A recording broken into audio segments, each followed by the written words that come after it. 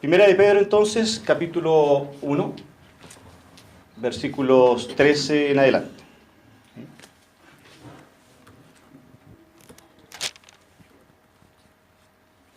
Por tanto, dice el apóstol San Pedro, ceñid los lomos de vuestro entendimiento, sed sobrios y esperad por completo en la gracia que os traerá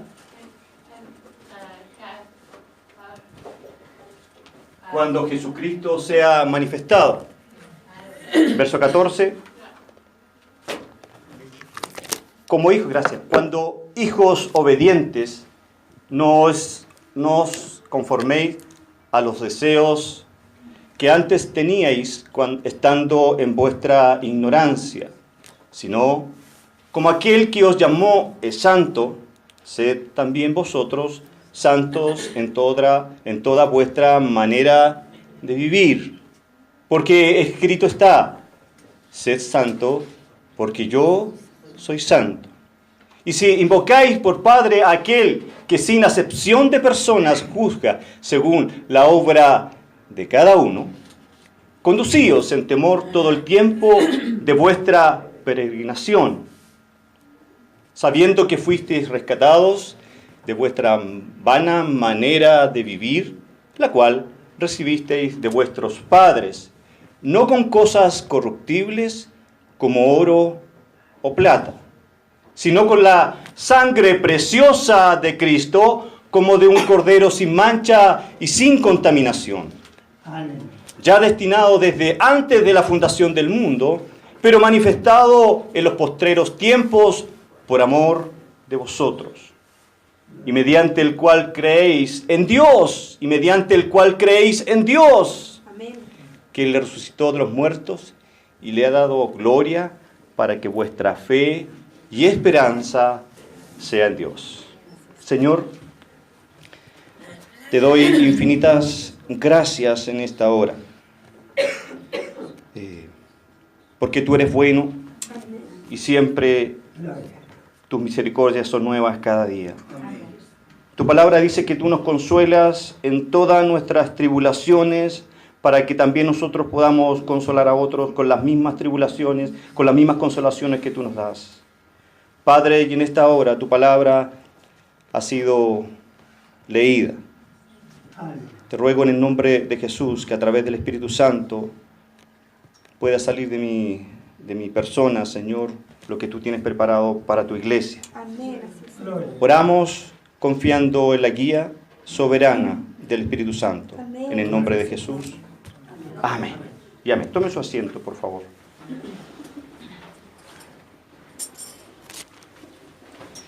El tema que yo les traigo en esta noche tiene por título Sed santo, porque Él es santo.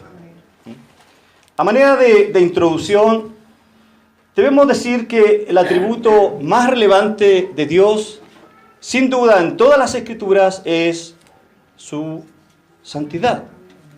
Imaginémonos a un Dios todopoderoso que no sea santo. ¿Cuánto daño haría a nuestra fe? Imaginemos a un Dios que es juez, pero que no es santo. ¿Cuánta injusticia habría? Imaginémonos a un Dios que debe redimir a una humanidad depravada, perdida, pero lo hace a su antojo, de la forma que Él quiere, y no como Él mismo lo dejó establecido. Dios ha resaltado su santidad desde principio a fin, desde Génesis 1:1 hasta Apocalipsis capítulo número 22. Vemos la santidad de nuestro Dios. Usted puede ver en el huerto del Edén, todo era bueno en gran medida. Pero cuando usted llega al final, usted encuentra en Apocalipsis una ciudad santa. Dios abre y cierra este libro hablando de que Él es santo. Gloria a Dios. Aleluya. La palabra nos muestra también a un Dios que cuando tiene un encuentro con el pecado, hay dos reacciones. Dios lo destruye o Dios se aleja de su creación. Dios, vemos en Génesis, en el huerto del Edén, que al ver a Adán y Eva habían pecado, Dios se aleja. Luego, más adelante, vemos que Dios, por el pecado de Elí, Dios destruye a sus hijos. Dios también destruyó los hijos de Aarón, los consumió en fuego por violar su santidad. Pero usted me puede decir, eso es antiguo pacto, Israel. Sin embargo, en el nuevo pacto o Nuevo Testamento tenemos un ejemplo también. Dios destruyó a Ananías y Zafiras. Hechos capítulo 5, verso 3 al 10, encontramos la historia de estos dos personajes. Ambos habían cometido pecado de mentira y Dios los destruyó por haber mentido solo una vez. ¡Wow! ¡Solo una vez! Él es el fuego consumidor. Como dije, otra vez, Dios expulsa, Dios destruye y Dios se aleja de sus hijos cuando cometemos pecado. Y posteriormente lo acerca por medio de su Hijo Jesús. Y su Hijo fue casi destruido en la cruz, cuando Él cargó en la cruz su pecado y el mío. Más aún, su propio Hijo experimentó en la cruz el abandono de su Padre. Cuando Él dijo, Padre, ¿por qué me has abandonado?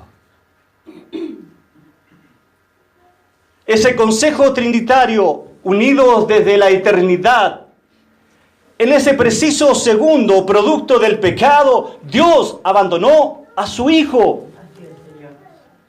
Dios tiene dos maneras de tratar con el pecado.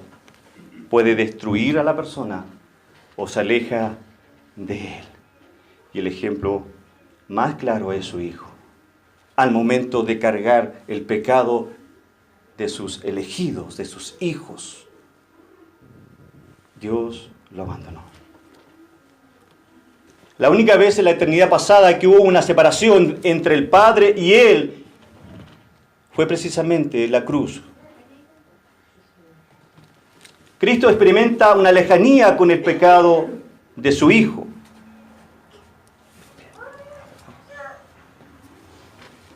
El pueblo judío enciende la ira de Dios. Éxodo capítulo 33, se los leo. Versículo 1 dice, Jehová dijo a Moisés, anda, sube de aquí, tú y el pueblo que sacaste de la tierra de Egipto, a la tierra de la cual juré a Abraham, Isaac y Jacob, diciendo, a tu descendencia le daré, y yo enviaré delante de ti el ángel, y echaré fuera al cananeo, al amorreo, al eteo, al fereceo, al heveo, al jebuseo, y todos los feos, a la tierra que fluye leche y miel. Pero yo no subiré en medio de ti, porque eres pueblo de dura cerviz, no sea que te consuma en el camino. Él cumpliría su promesa. Pero cuando Moisés clama a Dios, Dios continuaría su misericordia, pero bajo unas nuevas condiciones. El tabernáculo que estaba en medio del pueblo es sacado y alejado del pueblo. La presencia de Dios se alejó. Y eso muchas veces refleja nuestra propia existencia, nuestra propia realidad, nuestra propia vida en Cristo. Cuando estamos alejados de Dios, no es porque Él quiere alejarse, es porque usted está viviendo una situación difícil. Hermano, creo que ninguno de nosotros queremos experimentar el alejamiento de Dios o su destrucción por lo malo que hacemos. La santidad y el pecado no pueden habitar juntos en nuestras vidas. La santidad de Dios y nuestro pecado no pueden habitar de manera permanente en nuestras vidas. Hay consecuencias. El pecador tiende a huir de Dios, como lo fue Adán cuando pecó allá en el huerto del Edén, y la santidad se alejó del pecado. Ambos se oponen: santidad de Dios, pecado del hombre. El tabernáculo se alejó del pueblo de Dios, pero hoy el Espíritu Santo, ¿cierto?, prometido por Dios, mora en cada creyente. Entonces, ¿qué sucede en la vida del creyente? ¿Qué sucede en la vida del Hijo de Dios si está en una situación difícil o una situación pecaminosa? Y usted me dirá: hermano, pero los creyentes ¿pueden pecar? Sí pueden pecar. Hemos analizado el martes pasado acá en el instituto la situación que presenta Pablo en la primera carta a los Corintios, y expone dos tipos de creyentes: el creyente carnal, capítulo 3, versículo 1, y hablamos de las características de este hombre carnal, de este creyente carnal, este creyente natural, y también vimos las características de este creyente espiritual. Así que lo dejo invitado para este martes. Vamos a seguir estudiando. El cristiano que practica el pecado pierde la llenura del Espíritu Santo, lo que hace más fácil o más vulnerable a los deseos que están en nuestro interior, aquellos deseos más escondidos que tenemos nosotros los seres humanos. Están a merced cuando usted se aleja de la santidad de Dios. Hace más fácil o más vulnerable a los deseos que están en nuestro interior, decía. Él pierde el gozo del Señor. Él pierde la motivación por las cosas de Dios. Él pierde su pasión por Dios.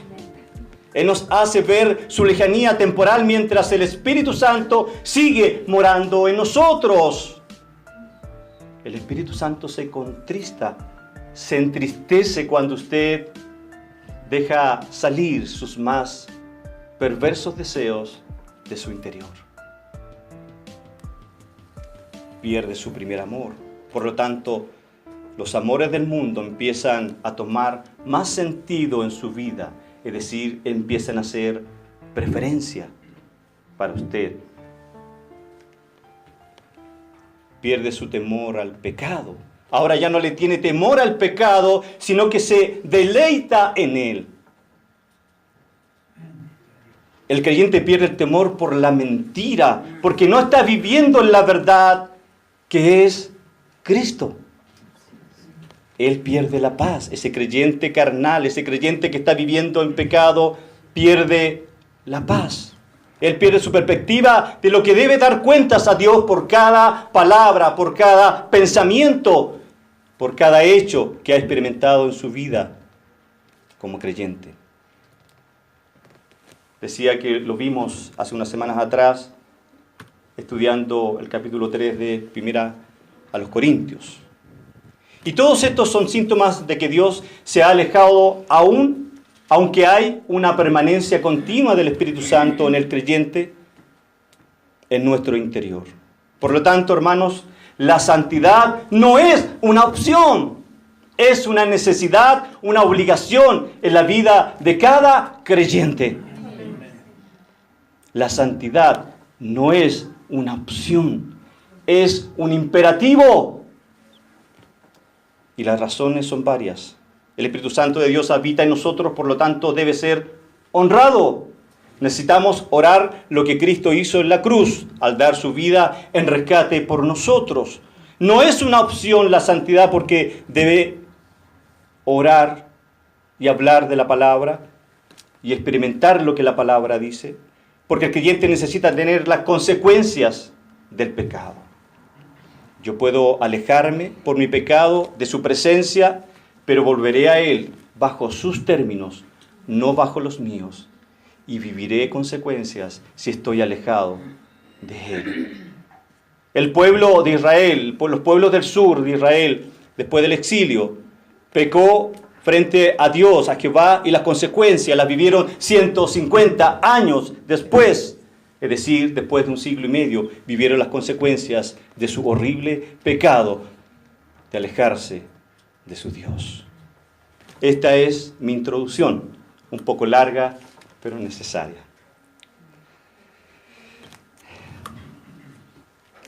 El texto de Primera de Pedro comienza con una conclusión. El texto que acabamos de leer dice, por tanto.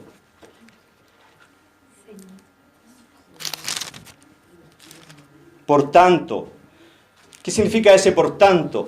Significa que lo que hay antes debemos atenderlo. De los versos 1 al 12 nos habla de Cristo, lo que Él hizo. Es el indicativo. Por lo tanto, lo que a usted o a mí nos corresponde hacer está desde el versículo 13 al 21. Pedro dice que del versículo 1 al 12 es lo que Cristo hizo por nosotros. ¿Qué es lo que hizo Dios por nosotros? Versículo número 3. Bendito el Dios y Padre de nuestro Señor Jesucristo, que según su grande misericordia nos hizo renacer. Nos hizo, indica una acción como un acto decidido de parte de Dios. Él lo hizo.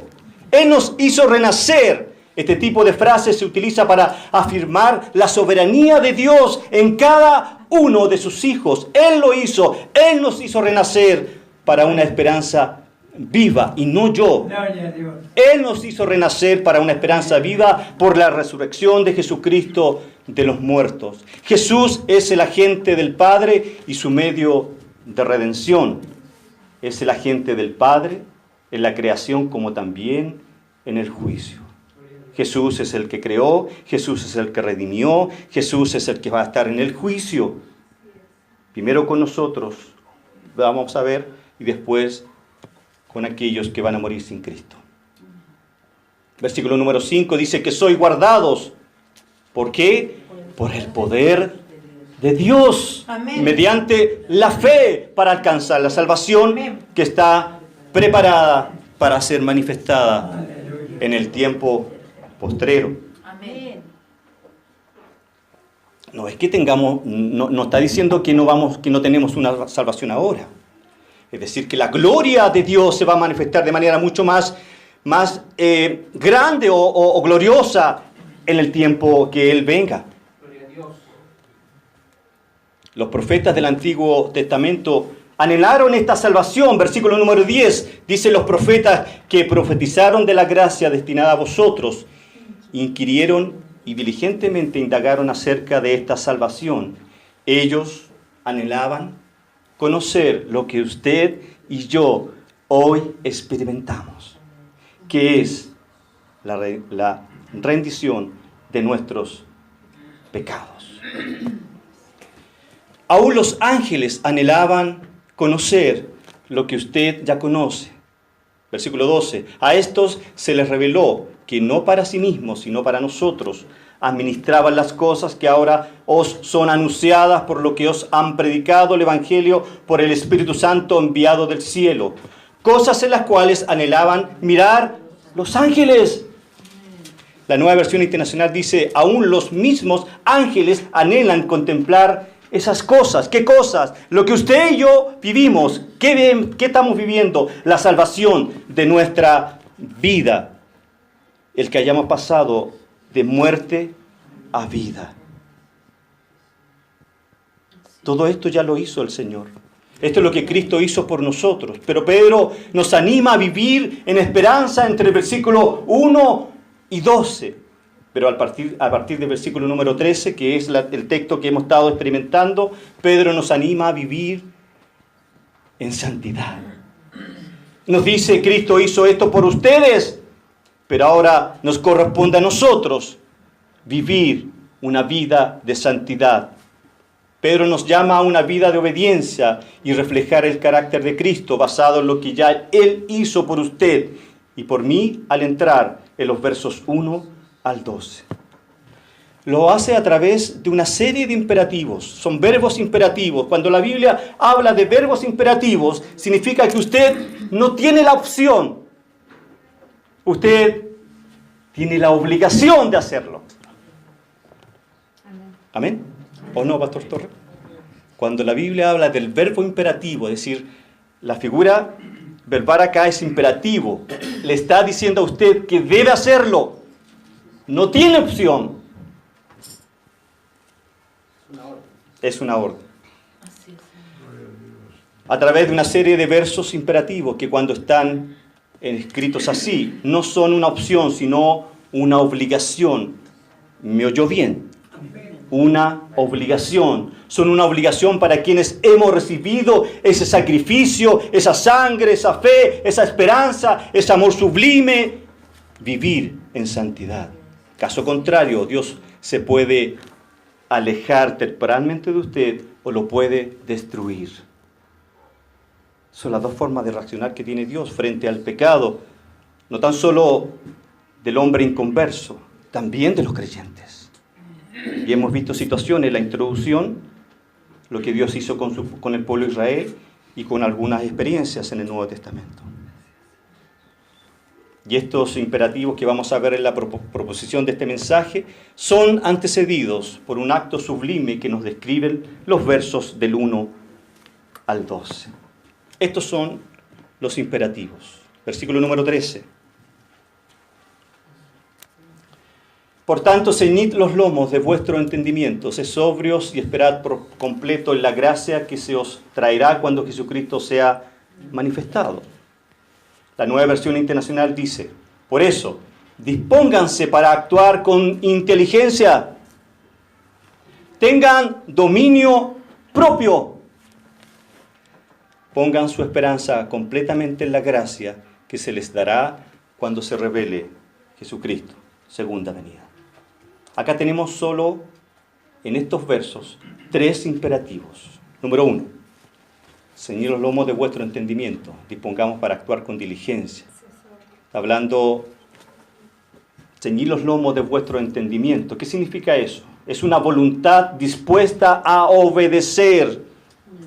Significa asumir conscientemente que usted tiene que obedecer, debe vivir en santidad. No es una opción. Pablo también lo declara en Romanos capítulo 12, versículo 2, cuando dice que debemos, ¿usted lo sabe? Debemos renovar nuestra mente.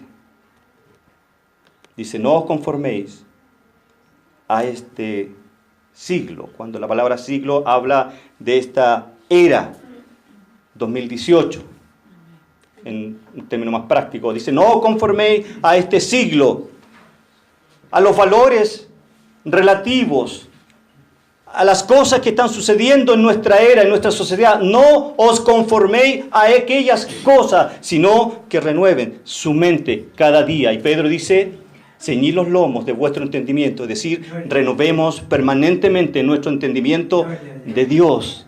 Y la manera de hacerlo es escudriñando las Escrituras, de qué es lo que Dios dice respecto a lo que estamos viviendo en este siglo. ¿Cuál cosa que pueda desviar su atención de la fe depositada y la esperanza depositada en Él? De eso que usted hizo un día y que hoy está un poco lejos de esa situación. Una mente alerta, dice Pedro. Preparar su mente para la acción. Cuando usted ejecuta una acción, está antecedida de un pensamiento. ¿Me explico? Sí. Usted no hace nada si antes usted no lo pensó.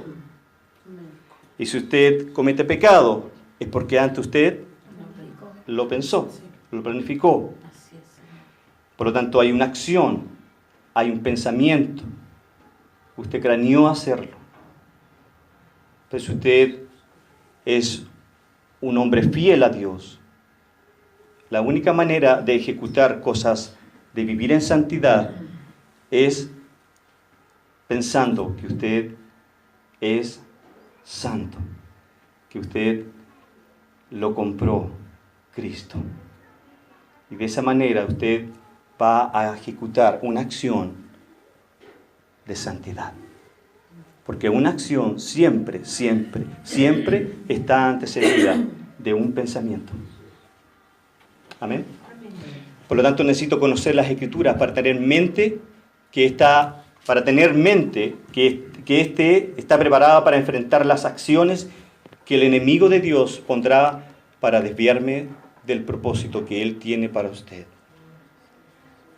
Nuestra hermana delante nos contaba que habían situaciones que jugaban en su mente para no hacer o para no llegar al propósito que Dios tenía con ella. Así actúa el enemigo. No tenemos lucha contra sangre y carne, sino que así es. Pero ella ayunó, oró, es decir, alimentó su espíritu. Vamos a llegar a eso. Ella alimentó su espíritu y pudo vencer el deseo más profundo de su corazón, que era no ir, no escuchar. Amén. Debemos tener una vida vertical. ¿Y eso qué significa? Tener una relación con Dios de manera vertical, de tal forma que nuestra relación con nuestros seres queridos, con la iglesia, con nuestros seres amados, sea de la misma manera en que Dios a usted le entrega esa gracia. Es decir, debemos dispensar la gracia de Dios con los demás. Amén. Cuando eso comienza a ocurrir en nuestras vidas, cuando yo tengo una relación vertical con Dios, cuando yo oro, cuando yo ayuno, como decía nuestra hermana, nuestro anhelo queremos llenarlo con queremos alejarnos de este mundo perverso. Recuerden, cuando el enemigo quiere cuando el enemigo quiere hacer estragos en su vida y cuando quiere desviarlo del propósito que Dios tiene establecido con usted, si usted no tiene una relación vertical con Dios, si usted no ora, si usted no ayuna, indudablemente que usted va a caer en pecado. Porque va a ser la voluntad de quien era su amo antes de conocer al Señor. Número 2, verso 13, dice, sed sobrios. Primero era ceñir nuestros entendimientos.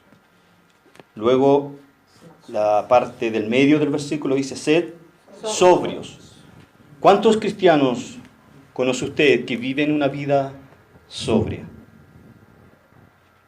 Es un imperativo, no una opción vivir de manera sobria. Es una orden que está dando el Espíritu Santo, se la entregó el apóstol San Pedro. Y usted debe vivir una vida sobria. Tiene que ver con dominio propio. Y el dominio propio es un fruto del Espíritu Santo. Y si este fruto escasea en usted, significa que no estoy cultivando una vida de intimidad, una vida de santidad, una vida de oración, una vida de ayuno, una vida que agrade a Dios. Antes no vivíamos con dominio propio. Éramos esclavos del pecado, ¿cierto? Antes de conocer al Señor, éramos esclavos ¿de qué? Éramos hijos de ira, dice Efesios capítulo 2. Éramos seres depravados, no buscábamos de Dios. Antes no vivíamos con un dominio propio. El Espíritu Santo nos dio una vida nueva, la posibilidad cierta de establecer prioridad clara y sobria en nuestras vidas.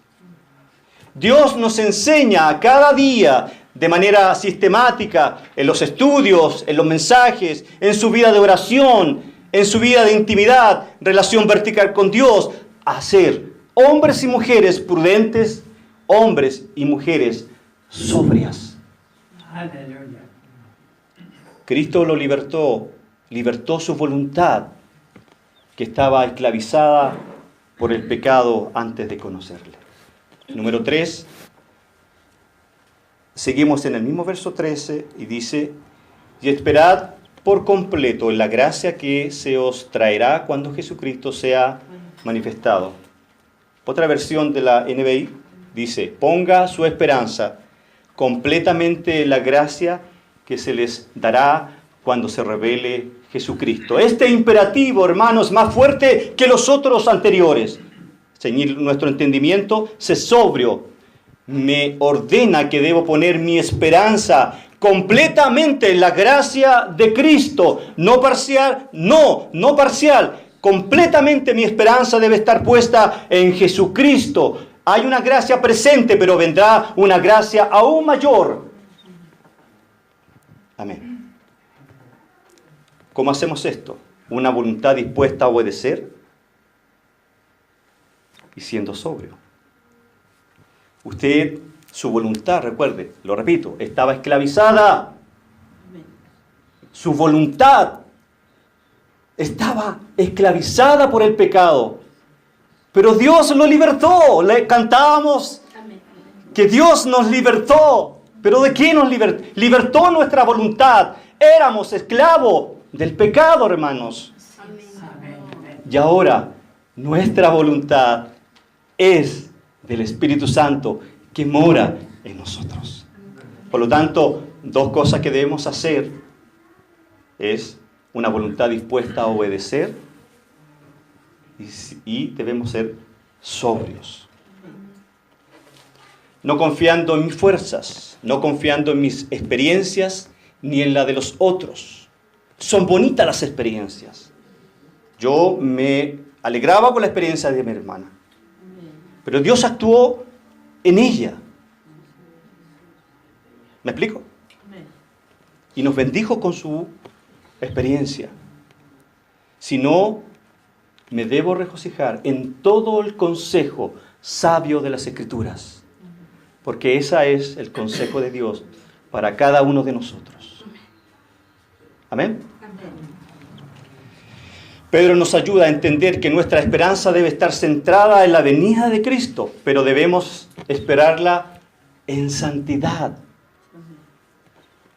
con una voluntad dispuesta para obedecer, debiendo ser sobrios y teniendo una esperanza en Cristo y sus promesas. Repito, la santidad no es una opción, sino una obligación. Cuarto, versículo 14, dice: como hijos obedientes, no os conforméis a los deseos que antes teníais, estando ¿en qué? En vuestra ignorancia. ¡Wow! ¡Qué fuerte es el apóstol! Antes de Cristo, aunque no sabíamos, por ignorancia dice, hacíamos la voluntad del padre de la mentira. Estábamos a merced de él. Éramos ignorantes de las cosas de Dios. Pero hoy en día, usted no es ignorante. Le fue entregado a usted el Espíritu Santo que permanece en usted para siempre. ¿Nos alegra por eso? Esa es una promesa del propio Jesús. Y os dejaré, dice, no los dejaré huérfanos en el fondo, sino que les daré el Paracleto, el Consolador, el que estará con ustedes hasta que usted se porte bien. ¿Eso dice? ¿No? ¿Qué dice? Y estaré con ustedes hasta que usted se porte bien. No. Estará con ustedes, hasta siempre. Como hijos obedientes, no podemos a la misma vez ser hijos de luz e hijos de desobediencia. No, porque hay consecuencias. Esto es vergonzoso si usted dice que es un hijo de luz y a la vez practica el pecado. Nuestro caminar debe parecerse a Cristo. Amén. Alejandro Magno cuenta la historia. Dicen los historiadores, dicen los historiadores que supo que un soldado de él tenía su nombre, Alejandro, ¿ya? Y lo mandó a llamar y se enteró que no estaba viviendo como él. Y le dijo a Alejandro Magno que se comportara como él, o de lo contrario se cambiara el nombre. Cristo le dice a usted, si tú te crees cristiano, compórtate conforme a como yo te he demandado. O de lo contrario, no te llames cristiano. Cambiarse el nombre no puede. Como Dios nos llamará y nos dijera que si no nos comportamos como su hijo, caso contrario, nos cambiará de lugar. Aunque tengamos anhelos insatisfechos, hermanos, el pecado en que el mundo vive es atractivo. ¿Quién dijo que el pecado no era bueno? El pecado atrae, el pecado es atractivo. ¿O no? El pecado atrae. O si no, nadie pecaría. Lo complicado es cuando el creyente lo practica. Porque sabe cuáles son las consecuencias. Si no hacemos el esfuerzo de vivir vidas consagradas, estamos negando el poder transformador de la resurrección de Cristo. Ese poder que sale de la resurrección de Cristo transformó la vida de 120, de 500, de millones y millones. Y si yo no vivo conforme a ese poder que fue experimentado hace 2000 años atrás, estoy negando ese poder. Por eso la santidad no es una opción, en nuestra obligación. Los valores relativos de esta sociedad no pueden ser parte de nuestro diario vivir. No podemos bailar con esos valores relativos. No podemos cenar con ellos. No podemos dormir con ellos. No podemos ir a la universidad con ellos. No podemos venir a la iglesia con esos valores relativos. Aleluya. Gloria a Dios. No nos debemos dejar engañar por esos valores relativos. Aunque usted sea vituperiado, usted debe defender los valores absolutos de Cristo. Amén. Me ha costado lágrimas el defender los valores absolutos. Me ha costado casi mi matrimonio. Me hackearon mi WhatsApp, no sé quién, y dice cosas atroces que yo nunca dije. Y tuve que bajar mi página de Facebook por un tiempo. Cuando usted se levanta y pelea contra el enemigo donde más a él le incomoda, usted será vituperiado, usted será humillado, usted será abofeteado.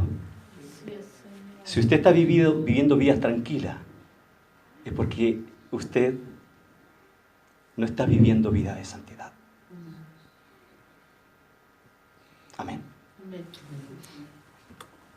Cristo no nos llamó a vivir conforme a la cultura contemporánea de este siglo. Muy por el contrario, nos llamó a vivir contraculturalmente. Hoy el mundo alaba la ley de aborto. Ni hablar de la ideología de género. Ni hablar del mundo gay. Ni hablar del mundo homosexual.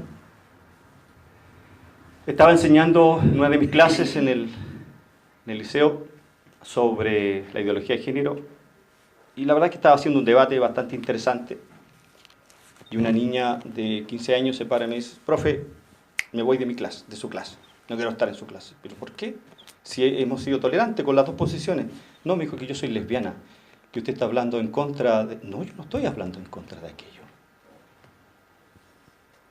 La gente, cuando usted habla de los valores absolutos de Cristo, lo van a tolerar de intolerante. Pablo en el capítulo número 7, versículo 15 en adelante nos dice algo que nos debe llamar. La carne experimentará los deseos de su naturaleza caída, pero su carne depende de usted si la alimenta o no. Mire lo que dice Pablo. Porque lo que hago, no lo entiendo. Pues no hago lo que quiero, dice Pablo, sino lo que aborrezco, eso hago. Y si lo que no quiero, esto hago, apruebo que la ley es buena. De manera que ya no soy yo quien hace aquello, sino el pecado que mora en mí. Y yo sé que en mí, esto es en mi carne, no mora el bien, porque el querer el bien está en mí, pero no el hacerlo. ¿Por qué no el hacerlo?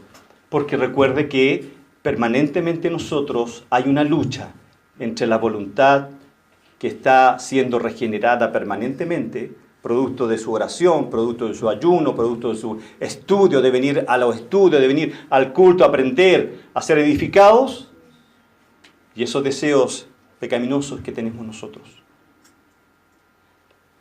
Porque no hago el bien que quiero, sino el mal que no quiero, eso hago. Y si hago lo que no quiero, ya no lo hago yo, sino el pecado que mora en mí, dice Pablo. Así que queriendo yo hacer el bien, hallo esta ley que el mal está en mí. Porque según el hombre interior me deleito en la ley de Dios, pero veo otra ley en mis miembros que se revela contra la ley de mi mente y que me lleva cautivo a la ley del pecado que está en mis miembros. Y Pablo replica diciendo, miserable de mí, ¿quién me librará de este cuerpo de muerte? Gálatas 5, 16, 17 dice algo muy similar. Dice, digo, pues, andad en el Espíritu, con mayúscula, en el Espíritu Santo, y no satisfagáis los deseos de la carne, porque el deseo de la carne es contra el Espíritu Santo, y el Espíritu Santo es contra la carne, y estos se oponen entre sí, para que no hagáis lo que quisierais. Debemos someternos al Espíritu Santo, a la voz interior del Espíritu Santo que está en usted, que está en mí.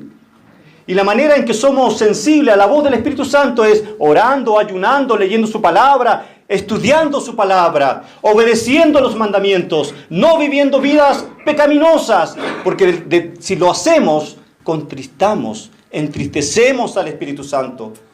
Y Dios puede actuar alejándose de nosotros o destruyendo nuestra vida.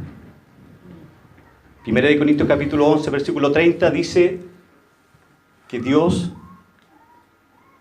da a entender, producto del pecado, de la Santa Cena que estaban compartiendo ahí, que eran banquetes y orgías, ahí en 1 Corintios, o en la iglesia de Corinto. Dice que producto del pecado hay unos que están enfermos. Y a veces el pecado produce enfermedad, hermanos. Y a veces pedimos oración por la enfermedad que tiene alguien, o usted mismo, pensando que es patológico, sino que es espiritual. Si producto de eso hay algunos que están enfermos, otros que están debilitados. Es decir, hay algunos que están deprimidos. El pecado cuando está en abundancia, el pecado cuando yo lo practico de manera permanente, me lleva a depresión. Si no, veamos el ejemplo de David. Al final David, Salmo 51, ¿qué dice? Todos sabemos lo que dice, ¿cierto? Y finalmente el apóstol... ¿Ah? Finalmente el apóstol dice, y producto del pecado, hay unos que están dormidos. Esa palabra dormido ahí es, Dios los destruye. El pecado, no podemos alejarnos del pecado, porque mora en nosotros. Lo que debemos hacer es tener una voluntad para obedecer dominio propio. Y eso se construye cambiando lo que hay en mí, dejando entrar a través de mi vista cosas que edifican, cosas que glorifican. Lo que yo hago en todo el día, incluyendo las redes sociales, debe glorificar a Dios. Sexto, verso número 15, dice: sino como aquel que os llamó es santo, sed también vosotros santos en toda vuestra manera de vivir. Otra versión, la NBI, dice: más bien sean ustedes santos en todo lo que hagan, como también es santo quien los llamó. Versículo 16, pues está escrito: sean santos porque yo soy santo. El llamado es en toda su vida. No una vida secular y una vida secular de santidad y una vida de iglesia santa, sino que es transversal. En toda su manera de vivir debemos ser santos. Todos debemos serlo. Gloria a Dios. Y el apóstol San Pedro nos da 3 razones por las que debemos ser santos. Las podemos extraer de ese versículo número 15 y 16. Primero, porque Él nos llama, porque el que nos llama es santo. Jonathan Edwards, que es un tremendo teólogo del siglo XVIII, 1758, falleció este tremendo hombre de Dios, Jonathan Edwards, un reformado y un tremendo evangelista también. Qué curioso, algunos reformados que sean calvinistas, que sean evangelistas. Jonathan Edwards, la mente más privilegiada según algunos, en Inglaterra lo declararon en el siglo XVIII una de las mentes más privilegiadas. Él vivía lo que decía. Él dijo lo siguiente, es una frase que es muy conocida. Y Dios nos dio 3 herramientas para poder entender esto. Dios nos dio 3 herramientas cuando escribió su palabra. La revelación, es decir, le mostró a los escritores lo que había sucedido en el Génesis, por ejemplo. A Moisés le mostró por revelación, a Juan le mostró lo que iba a pasar en el futuro. Es decir, la primera herramienta fue la revelación. La segunda fue la inspiración, es decir, Dios sopló en la mente de los escritores, los más de 40, 41 escritores, les sopló en su mente para que pudieran escribir la voluntad de Dios. Y la tercera herramienta es la iluminación, que es la herramienta que nos dejó a nosotros. Por eso cuando usted ore, dígale al Señor que le ilumine para entender su palabra. Y lo que hace Jonathan Edwards, según los entendidos, era tal la iluminación que el Espíritu Santo le dio, que escribió esta frase, que se las leo. Dice: cuando veo dentro de mi corazón y percibo su infinita maldad, dice Jonathan Edwards, creo que es un abismo más profundo que el infierno. Cuando oro, peco. ¿Cómo, hermano, cuando oro, peco? Santiago 4:3 dice: pedid y no recibís, porque pedís mal para gastar en vuestros deleites. Cuando predico, peco, dice Jonathan Edwards. Y usted me puede: oh, hermano Alejandro, ¿está pecando? Es que usted no sabe cuál es mi intención de predicar. La conoce el Señor. A la luz de la justicia de Dios, sí puedo estar pecando. Porque el único justo, el único que tiene pensamientos correctos, es Él. Tengo que arrepentirme de mi arrepentimiento, dice Jonathan Edwards. Y mis lágrimas necesitan lavarse cada día en la sangre de Cristo. El pecado entra roca a roca. El pecado es un evento, pero es un proceso, porque cada día que me arrepiento de mi arrepentimiento, logro entender lo perverso que fue mi pecado. El verso 16 dice: porque escrito está, sé santo porque yo soy santo. Esta es una cita del Antiguo Testamento, de Levíticos capítulo 11, versículos 44 y 45. También lo podemos encontrar en otras citas.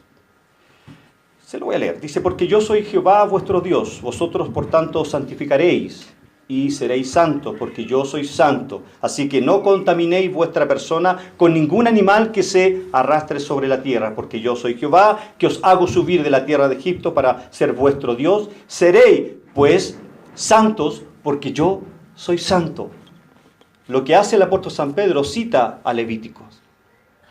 No es un nuevo requerimiento, sino algo ya establecido en el antiguo pacto. Dios dispuso, Dios determinó que su pueblo de Israel debía vivir en santidad y no lo hicieron. Permanentemente no hacían la voluntad de Dios y vivieron las consecuencias. Eso debe ser un espejo. Cada día que yo me levanto en la mañana, debo ver las consecuencias del pecado de Israel, para que a mí no me ocurra lo mismo.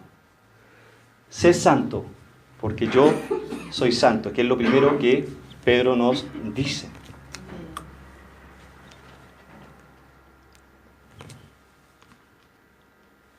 Esa es la primera razón. La segunda razón está en el verso 17. Dice la justicia de Dios.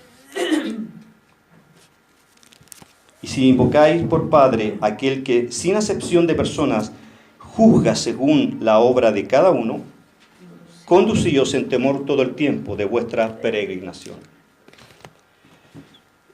Si invocamos por Padre, y lo hacemos a diarios, a aquel que sin acepción de personas juzga según la obra de cada uno, dice Pedro, conducíos en temor todo el tiempo, no a veces, todo el tiempo de vuestra peregrinación, es decir, de todo el tiempo de nuestro vivir en esta tierra. El apóstol San Pedro dice que todo nuestro vivir en esta tierra debe glorificar, exaltar, enaltecer a Dios con toda nuestra manera de ser. ¿Cuál es el tiempo? Ahora, dice. Nosotros estamos de paso en esta tierra. Nos espera una morada eterna. Amén. ¿Cuántos quieren esa morada eterna? Amén. Esta es una peregrinación a esa morada eterna. Pero el consejo del apóstol es que esta peregrinación debemos vivirla en santidad. Si usted quiere vivir bien, obedezca a Dios. Si usted no quiere vivir bien, va a vivir consecuencias. Las consecuencias van a llegar. Llegaron 150 años después a las tribus del sur. 150 años después. Puede que la situación difícil que usted esté viviendo, la situación dolorosa, sea producto de alguna situación de un tiempo atrás, de alguna situación pecaminosa de un tiempo atrás, que usted no se ha arrepentido. Hay dos tribunales que nosotros debemos rendir cuentas. El primero de ellos se encuentra en 1 Corintios capítulo 3, porque Pedro está hablando aquí de que Jesucristo juzga. Está hablando de nuestras obras. ¿Dónde van a ser expuestas nuestras obras? En el tribunal de Cristo. Y los quiero invitar a leer 1 Corintios. Capítulo, y con esto estoy terminando. Capítulo 3.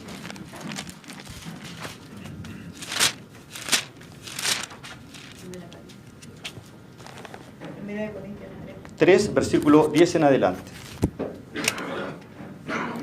Dice, conforme a la gracia de Dios que me ha sido dada, dice el apóstol, yo, como perito arquitecto, puse el fundamento. ¿Ya? Es decir, Pablo puso el fundamento. ¿Cuál es el fundamento? El Evangelio de Jesucristo. ¿Ok? La salvación por gracia. ¿Me entienden? Y otro edifica encima. ¿Encima de qué? De la gracia. Del Evangelio por gracia. ¿Me explico? Sigo. Y otro edifica encima. Pero cada uno mire cómo sobreedifica. Sigue, por favor. Porque nadie puede poner otro fundamento que el que está puesto, el cual es Jesucristo. ¿Se dan cuenta? El fundamento es Cristo. Amén. Sigamos, por favor. Y si sobre este fundamento, ¿qué fundamento? Cristo. El Evangelio de Cristo. La gracia dada a nosotros, la salvación de vuestras almas. Y sobre este fundamento alguno edificare oro, plata, piedras preciosas, madera, heno, hojarasca. Por favor, sí. La obra de cada uno será manifiesta. ¿Cuándo? Porque el día la declarará, pues por el fuego será revelada. ¿Cuándo va a ser revelada? En el tribunal de Cristo, cuando nosotros seamos sacados de este mundo. ¿Cuántos están esperando la segunda venida de Cristo? No, por hermano, nosotros no estamos esperando la segunda venida de Cristo. Nosotros estamos esperando el rapto de la iglesia. Cuando nosotros seamos sacados de este mundo, vamos a ir inmediatamente al tribunal de Cristo. Eso es lo que dice Pablo, que ahí van a ser juzgadas nuestras obras. Nosotros no estamos esperando la segunda venida de Cristo, porque la segunda venida de Cristo nosotros venimos con Él, después de los 7 años de la tribulación. No es clase de escatología, pero es necesario... Ya. Pues por el fuego será revelada, y la obra de cada uno, cual sea, el fuego la probará. ¿Qué es el fuego? El tribunal de Cristo. Usted va a estar frente a Cristo y le va a decir, hermano Juan Carlos, usted, desde que usted se entregó al Señor, desde que yo lo escogí para ser parte de la familia de Dios, usted hizo esto, esto, esto y esto. Es decir, va a apartar las obras buenas, que son identificadas con el oro y las piedras, y las obras malas que usted hizo es la hojarasca, la madera en el fondo, que se quema con más facilidad. Recuerde que el oro se purifica con el fuego. Entonces, en ese tribunal, si permaneciere la obra de alguno que sobreedificó, es decir, que puso sobre el fundamento que es Cristo, recibirá, ¿qué dice? Recompensa. Ese es el resultado, esa es la conclusión de usted ser fiel a Dios. Esa es la consecuencia de ser fiel a Dios. Es decir, usted va a recibir recompensas en el tribunal de Cristo. Sigue, por favor. Si la obra de alguno se quemare, es decir, si sus obras no son como el oro, es decir, no son finas, o vivió vidas, él sufrirá pérdida, si bien él mismo será salvo, aunque así como por fuego, es decir, solamente por la misericordia de Dios. Amén. Ese es el tribunal en que la iglesia va a ser enfrentada, donde en ese tribunal sus obras van a ser expuestas, no su salvación, porque el fundamento ya está puesto. Y el otro tribunal es el tribunal del gran trono blanco, que se da en Apocalipsis capítulo número 20, si lo quiere leer en su casa, del versículo 11 al 15. Y en ese tribunal del gran trono blanco, usted no va, ahí van los que mueren sin Cristo. Y ahí también va Satanás a ser enjuiciado por 1000 años. Para concluir, decíamos que del verso 1 al 12 es lo que Dios hizo por nosotros en Cristo. Nos compró, nos limpió, nos renovó, nos dio una vida nueva.